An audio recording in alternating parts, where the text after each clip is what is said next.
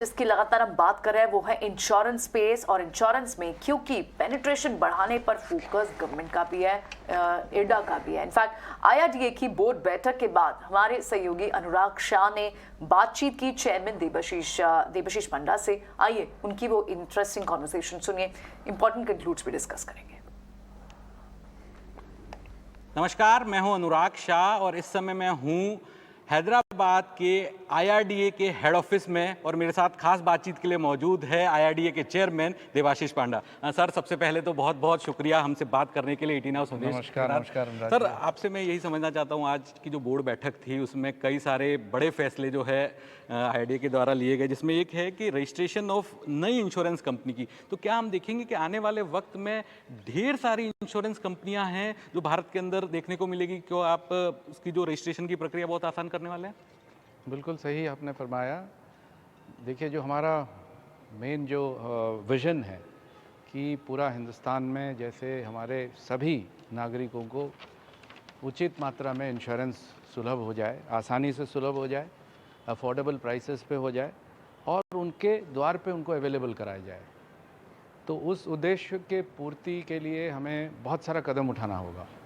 और जो हमारा प्रक्रिया है, अभी आपने देखा होगा कि रेगुलेटरी इकोसिस्टम को इस प्रकार से उसको तैयार किया जाए जो कि forward looking, progressive, supportive, facilitative, साथ साथ हमारा जो रिस्क मैनेजमेंट फ्रेमवर्क है उसको कैसे एक रोबस्ट व्यवस्था की जाए जिससे कि हम हर समय पर उसकी मॉनिटरिंग भी कर सकें, साथ साथ ग्रोथ को हम बढ़ावा दें।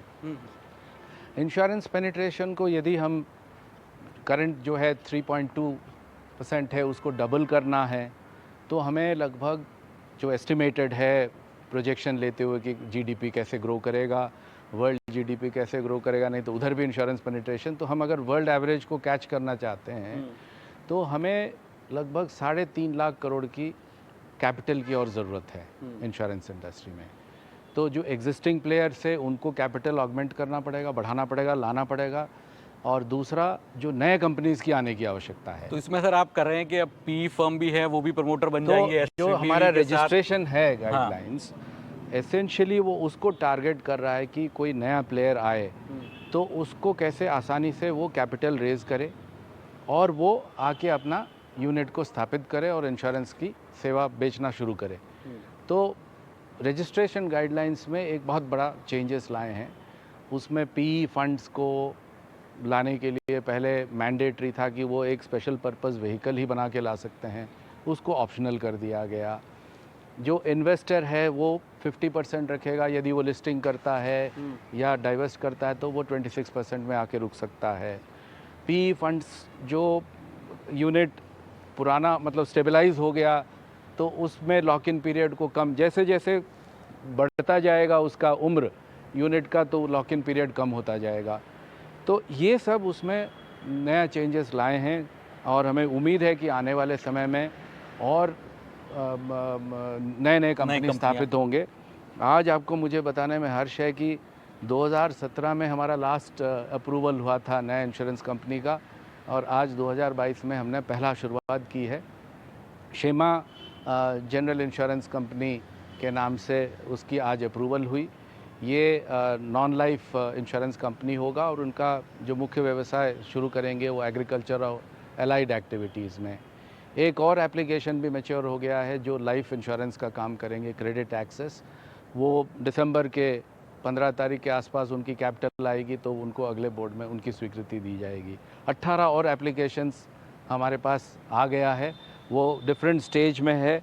और हम लोगों ने क्या किया है कि इसको बहुत सरल, आसान और एक व्यवस्थित ढंग से हम लोगों ने अपने लिए एक टारगेट बनाया है कि 60 दिन के अंदर हम अप्रूवल प्रदान कर दें।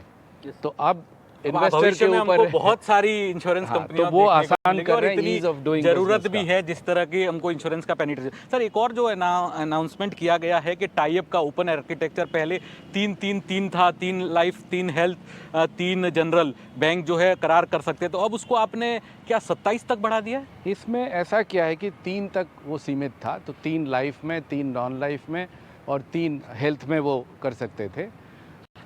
इसमें बढ़ा के 999 का हमने उसमें खोल दिया। अब ये इंश्योरेंस कंपनीज और बैंक्स और या कॉरपोरेट एजेंट्स के बीच का है, वो कितने से वो टाई अप करना चाहते हैं। उसका क्या नतीजा क्या निकलेगा कि कंज्यूमर को बहुत एक ज़्यादा वाइडर चॉइस मिलेगा, बहुत सारे प्रोडक्ट चॉइस मिलेगा, फिर कंपटीशन होगा, इनोवेशन होगा, अच्छे प्रोडक्ट्स बिकेंगे, अच्छे प्राइस पे बिकेंगे, तो ग्राहक को उसका फ़ायदा मिलेगा। ये उसका उद्देश्य है। और सर और सैंडबॉक्स दूसरी बात है उसमें एक जो कमर्शियल लाइन ऑफ बिजनेस लिखते हैं, उसमें कॉरपोरेट एजेंट का एक सीमा था 5 करोड़ तक का वो कर सकते हैं। उसको पहले ड्राफ्ट स्टेज में हमने उसको रखा था कि क्या हम उसको खोल सकते हैं, क्या बराबर कर दें सबके लिए। लेकिन जो फीडबैक आया स्टेक होल्डर कंसल्टेशन से कि जो कमर्शियल लाइन ऑफ बिजनेस है वो उसकी स्पेशलाइजेशन या डोमेन एक्सपर्टीज़ होता है ब्रोकिंग कम्युनिटी के पास, ब्रोकर्स के पास। तो इसलिए हमने उसको रिटेन कर दिया 5 करोड़ में, और 5 करोड़ तक का कॉर्पोरेट एजेंट लिख सकता है। उसके ऊपर वाला वो जैसे पहले व्यवस्था थी वैसे ही बना रहेगा, ब्रोकर्स और अन्य इंटरमीडिएट्स के माध्यम से लिखा सर। और जो रेगुलेटरी सैंडबॉक्स के अंदर बदलाव किए गए, तो हमको और क्या नए प्रोडक्ट देखने को मिलेंगे? टेक्नोलॉजी आज के दिन में हम लोग सब जानते हैं कि ये एक फोर्स मल्टीप्लायर है। टेक्नोलॉजी के जरिए आप आज 1 घंटे में लाखों करोड़ों तक पहुंच सकते हैं। तो टेक्नोलॉजी आपको अच्छा सॉल्यूशन भी देगा, इनोवेटिव सॉल्यूशन। उदाहरण जैसे अभी हम लोगों ने इंट्रोड्यूस किया पे एज यू ड्राइव। जी सर, काफ़ी अच्छा रिस्पॉन्स तो है। कंपनियों ने अलग अलग तरह के प्रोडक्ट वो इंश्योरटेक का ही एक परिणाम है। तो हमारा जो रेगुलेटरी सैंडबॉक्स है, हमारा अनुभव और जो फीडबैक मिला हमें, तो उस तो ये पूरी कॉन्वर्सेशन आप फिर से सुन सकते हैं later half of the day में भी, और अदरवाइज आप हमारे सोशल मीडिया हैंडल्स पर भी सारी इंटरेक्शन फिर से सुन सकते हैं।